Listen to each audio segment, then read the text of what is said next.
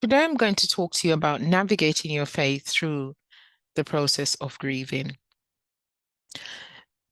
Psalm 34:18 is a passage I regularly quote to encourage those going through bereavement. It's also one that has repeatedly encouraged me as I navigate through the stages of grief and bereavement. And it states, "The Lord is close to the brokenhearted and save those who are crushed in spirit."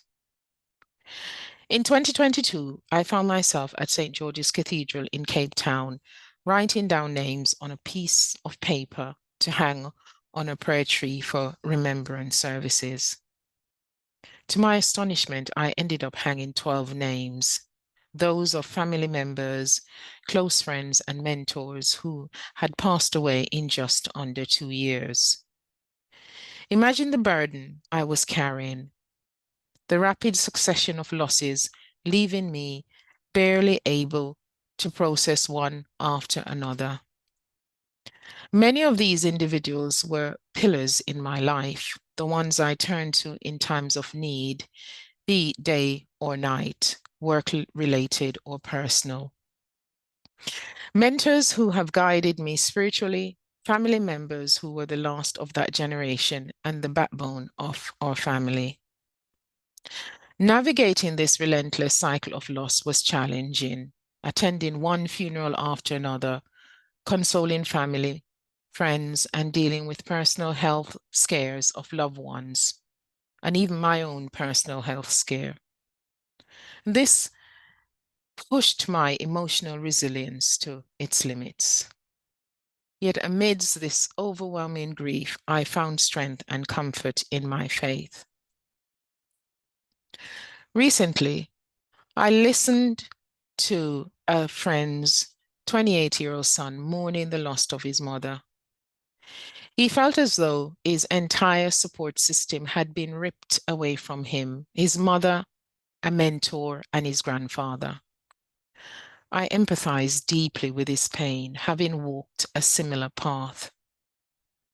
It's a feeling of profound emptiness and vulnerability. It feels as if the ground has been pulled out from under you, like a rug suddenly vanishing beneath your feet. Yet, even in these darkest moments, I found solace in God's unwavering presence. Romans 12:15 reminds us to rejoice with those who rejoice, mourn with those who mourn. As I stood beside my friend's son at his mother's graveside on what would have been her 60th birthday, tears streaming down our faces, I realized the power of shared grief. Despite my own pain, I found the strength to comfort him, embodying the spirit of 2 Corinthians 1:4, which speaks of God comforting us so we can comfort others. Despite the pain, we recognize that during these challenging times, God is drawing us closer to Him, reminding us that He is our support. He invites us to rest in His presence. This experience has deepened my understanding of God's love in action. In another poignant chapter of my life, I witnessed the extraordinary ways God provides comfort through the most unexpected channels. In 2004, for example, while pursuing my studies at Bible College, I was confronted with the heartbreaking news of my mother's death. She was previously diagnosed with brain tumor and underwent surgery for what was non-malignant cancer. I was in Scotland at the time with a group of friends during the first half term of Bible College attempting to climb Snowdon. A French classmate with whom I thought I had little in common with became a pillar of support during that difficult time. Today, decades later, our friendship remains steadfast. A beautiful reminder of God's mysterious ways of intertwining our lives with others for mutual support and comfort. I love the way the Message version of the Bible beautifully encapsulates this psalm, stating that God comes along us during our hardships, preparing us to comfort others going through similar challenges. Indeed, as followers of Christ, we carry his life and healing comfort within us, shining his light even in our darkest moment. Listen to my friend's son navigating through the aftermath of losing his mother brought back memories and feelings from my own experience of losing my mother. Despite my own grief over losing my best friend, his mother, I was able to offer him comfort, drawing from the same source of strength and peace that God had provided me during my own difficult times. It's a testament to the mysterious ways God works, providing us with a peace that surpasses understanding, even when circumstances might make us feel like falling apart. 2 Corinthians 4, 8-10 reminds us of our resilience in the face of adversity. And this resilience is resilience in Christ. It says we are hard pressed on every side, but not crushed, perplexed, but not in despair, persecuted, but not abandoned, struck down, but not destroyed. We always carried around in our body the death of Jesus so that the life of Jesus may also be revealed in our body. This passage underscores our ability to persevere through challenges with the presence of Christ's life within us, serving as a source of strength and resilience. Again, I'm going to refer to the Message version to put it in more simpler terms. We've been surrounded and battered by grief, but we've not lost confidence or hope. We're not sure what to do, but we know that God knows what to do. We've been spiritually distressed, but God hasn't left our side. We've been thrown down, but we haven't broken. Why? Because as followers of Jesus, we carry in us the death of Christ so that his life may shine through us. Through difficulties, God strengthens us to strengthen others. There have been times during my bereavement where I experienced lack of support from work, from my own Christian brothers and sisters, which was absolutely painful. But God, in his wisdom, has brought me through such pain so that I can comfort others with the same comfort I receive. While grief has tested my faith, it has also deepened my understanding of community and empathy. Drawing from my Jamaican heritage, I believe in communal grieving, in walking alongside each other through life's ups and downs. Gospel living is community living. In this, we are exercising the spirit of Ubuntu, as the late Archbishop Desmond Tutu amply put it. I am because we are. We're interconnected, and through this interconnectedness, we find belonging and support through our shared experiences.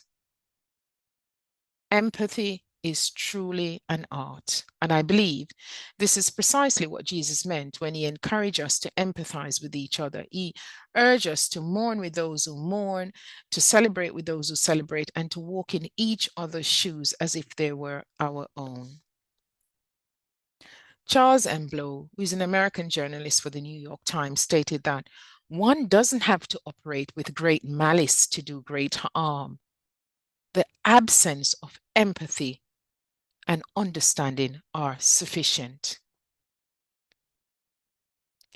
When you don't empathize, you're doing great harm. When you don't empathize, you're showing great malice.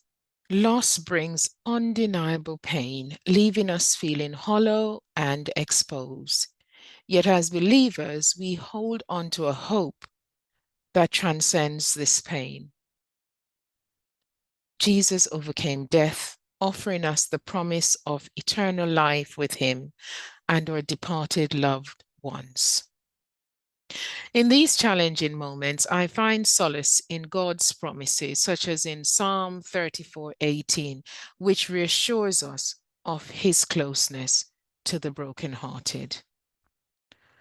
God understands the depth of my pain. He understands my shattered heart, my crushed spirit, and the feeling of emerging from a wreckage. Yet he remains by my side, closer than my very breath, capable of gentle mending my heart and bringing healing. And this healing is a gradual process, varying in length and approach for each individual. As we say in counseling terms, we move on.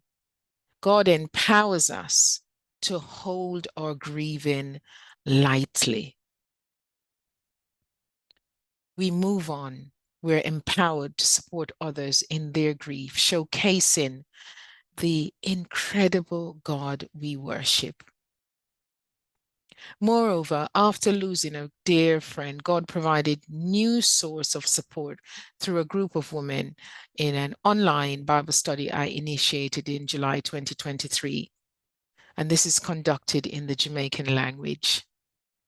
Interestingly, it was my late friend who encouraged me to start this group. It feels as if through my grieving, God has fortified my support system, filling me with renewed hope and encouragement. In moments of profound loss, the lyrics of Stephen Curtis Chapman's song, With Hope, resonates deeply. And it goes like this. And we cry with hope. We can say goodbye with hope, because we know our goodbye is not the end. And we grieve with hope because we believe with hope there's a place where we'll see your face again. Even in our grief, God holds us close, offering his comforting presence. Our hope in him serves as an anchor, firm and secure, as stated in Hebrews 6:19, allowing us to maintain faith amidst the wreckage of grief. Thank you so much for listening. I pray that this has blessed you, and I want to encourage you to keep hoping in God and rest in him. Look after yourself, and God bless you.